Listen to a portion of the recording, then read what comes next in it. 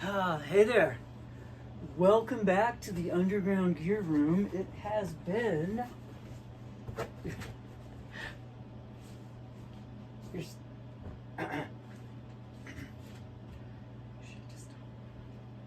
Hey there.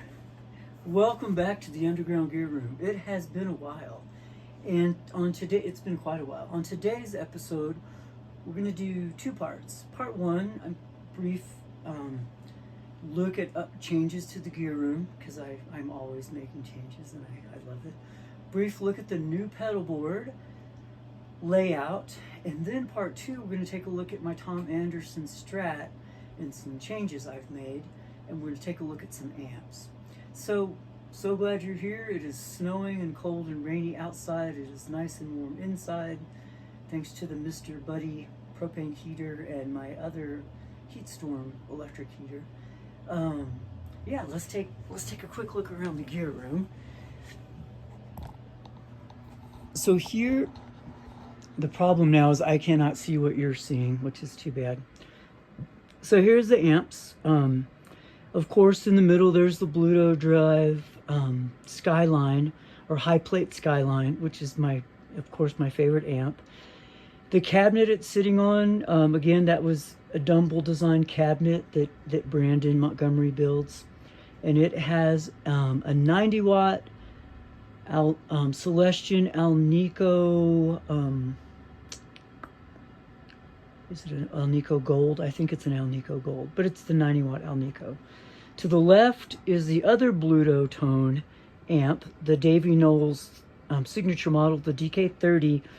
And you know, I never dreamed I would say this, but I'm thinking about possibly selling that, really about selling all my other amps, because the Bluto drive, it just sounds so good, you know? Nothing else sounds that good, so there's really no point in keeping the other amps. To the far right is the Mesa Boogie Mark 525, and that's sitting on an open back cabinet with a Celestion Cream back, and I gave that amp and that speaker cabinet to Dimitri for Christmas, so that's his now, so that's not getting sold. Take a quick look around the rest of the gear room, and honestly, I don't know how well you can see anything. There's pedals. These are all pedals that I don't intend to sell. I think I'll probably always keep those.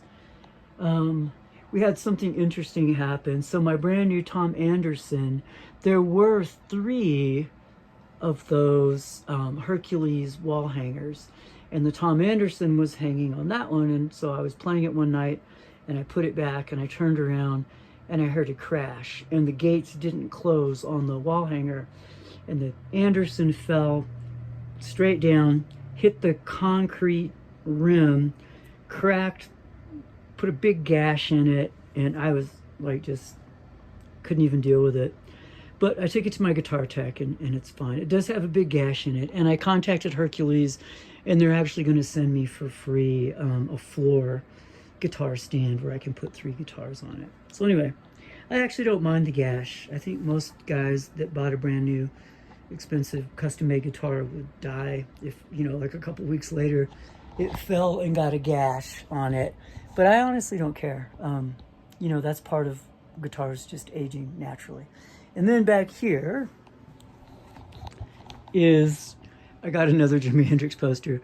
So, you know, we got a couple of Hendrix posters, and then Coltrane, and then, you know, that looks like Thelonious Monk to me, but I think it's just supposed to be random jazz players. And there'll be more updates to the gear room coming soon. But let's take a quick, and again, man, I just don't know what you can see, so I'm just guessing. I'm guessing that I'm aiming this right. Anyway, this is the pedal board configuration for now. What's missing from, can you see it? Jeez. What's missing from this is the wah-wah pedal. And so there's the Foxrocks Octron, the Drybell Vibe Machine, which is a Univibe, the Fuzz Fella, which is like a fuzz bass, of course the tuner, which also has a buffer in it, and then this is new. I got a used Maxon OD9 for like $75 from Guitar Center. sent it to Mike Piera at Analog Man and had him mod it with what they call the silver mod. So put in, you know, new components to make it like kind of an original to TS-808, but also add into it, is it on? The Bad Bob Booster, which is a separate pedal that they make, but they can actually put the Bad Bob Booster circuit in this enclosure. So there's the TS-808, there's the Bad Bob Booster, you know, or I could do both. So really cool sounding pedal. I just got it back and I'm getting used to it. And then the Chase Tone Secret preamp, which just, you know, it's supposed to be the preamp section of an Echoplex EP3, but it just makes everything sound better. And then this pedal, the green one, the Browne Protein, thanks to the guys at Browne, you know, Engineering for giving me a really great bro deal on this pedal. But on one side, I think the blue side, whoops, it's not tacked down.